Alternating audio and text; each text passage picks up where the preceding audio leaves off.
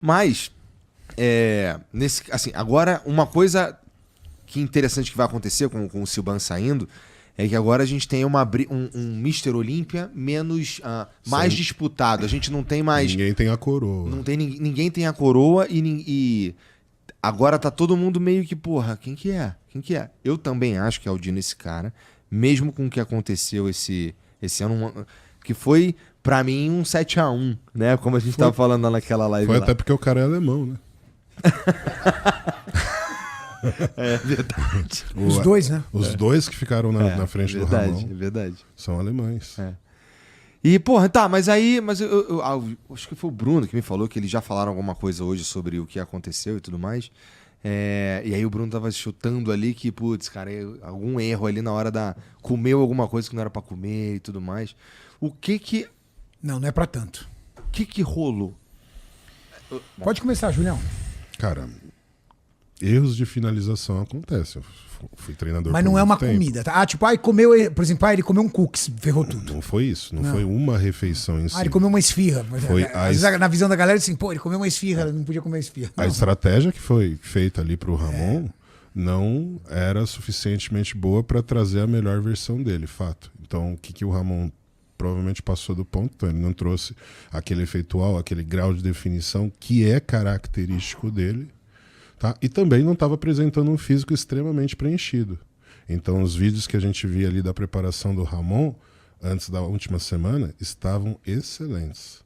Quando chegou no final, até porque tem um comprometimento do peso para poder chegar lá na quinta-feira e cair dentro da categoria. Mas uma coisa é fato. O Ramon poderia pesar 103 quilos. Ele pesou 101. Ou seja, a desidratação foi muito severa. Quando a desidratação é muito severa, o atleta fica muito murcho. O que o treinador vai fazer? Desesperadamente, ele vai tentar preenchê-lo o mais rápido possível. E aí foi o que aconteceu. Na minha opinião, saturaram demais o Ramon com carboidratos. Água e sal. E aquilo acabou saindo do interstício e indo para a região subcutânea. E quando ele começou a se exercitar no palco, porque é um exercício isométrico, é claro que teve o aquecimento do corpo, hiperaqueceu e começou Teve o nervoso que ele passou. Exato. E daí, quando ele ficou fora do primeiro confronto, ele já desestabilizou totalmente. O que tirou ele do primeiro confronto? Essa condição. Ele ainda não estava suando tanto, mas ele estava começando a suar. Ele começou a suar muito no segundo confronto. Sim. E assim, né, Julião? Que é e também existe o inverso, né? Por exemplo, ele pode ter comido muito carboidrato ou também tem o inverso, ter comido pouco carboidrato. Também. Se você comer pouco carboidrato e fizer uma ingesta de água muito grande, ou o seu corpo está com água, o que acontece? Esse carbo não vai puxar água para dentro do músculo, certo? Ela vai ficar ali sobrenadante, e aí às vezes você joga ali um diurético, o diurético tira um pouco, não tira tudo. Então pode ser manobra de diurético, pouco carbo, muita água ou pouco sal. Tendenciosamente, por conhecer mais ou menos o planejamento do Cris, eu acho que foi para mais. Pode ser. Mas existe essa possibilidade de ter sido para menos. Uma outra coisa. Qual que é a janela? O Ramon, ele mudou todas as poses dele. Isso também interferiu diretamente. Entendi. Então ele não posou como ele estava posando na semana anterior. Ele mudou as poses e ele acabou esquecendo de contrair perna, de abrir o dorsal decentemente ou de lateralizar o corpo na posição de peitoral de lado adequadamente. Então isso tudo interferiu na nota dele. E aí ele foi caindo. Quando separaram o top 3, aí a gente já falou, ferrou, acabou. Ramon não vai ser campeão. Só que ele também recebeu isso também. Tiraram o top 3, deixaram ele, aí o que acontece? Adrenalina, noradrenalina, que são os hormônios do estresse, subiram, aí ele começou a suar mesmo. Ele entendeu que estava fora da disputa do título. Qual que é a janela de tempo entre esse erro de finalização até o palco? 48 horas. Tá. As últimas 48 horas fizeram o físico do Ramon. E isso que dá dó.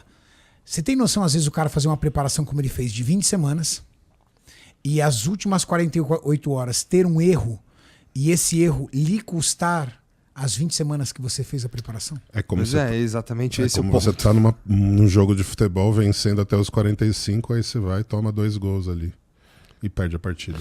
Foi o que aconteceu com o Ramon. Que merda. Mas todos fomos pegos de surpresa, né? Não, ninguém esperava. Era um resultado que ninguém deu. Colocar o Mike Summerfield em terceiro não existiu. Não, você conheceu alguém que falou esse resultado? Otimista quinto colocado.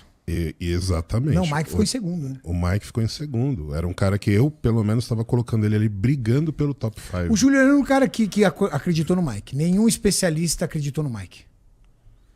O Júlio falava, olha, as atualizações do Mike estão impressionantes. Só que como o Mike Summerfield, que é o alemão, ele gosta muito de usar filtro, contraste, essas coisas nas imagens, a gente brincava, pô, é o filtro. Tanto que o pessoal da internet apelida ele de Mike Summerfiltro. Cara, e ele mexe mesmo. Tanto é que cobraram ele em podcast. Ele falou, mas eu só alterei o contraste. Pessoal, um podcast gringo chegou pra ele e falou assim, você mexe demais nas suas fotos. Seria você o Summerfiltro? Cara, teve uma foto que ele fez ele com falou, o Ramon, nego. que os caras estavam assim, ele fez isso daqui, ó.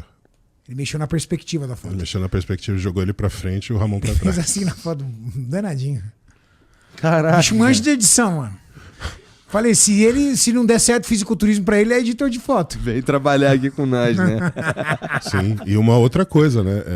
O Mike Summerfield, ele teve um feito histórico. Ele conseguiu fazer com que um árbitro mudasse de opinião e colocasse-o em primeiro lugar. Como é que foi isso aí? Primeira vez que o Ciban tem um resultado dividido. Entendi, tá bom. O Entendi, scorecard de tá bom. atleta funciona assim. Isso o Ramon não conseguiu fazer, por exemplo. Scorecard de atleta funciona o seguinte: 5 árbitros, certo?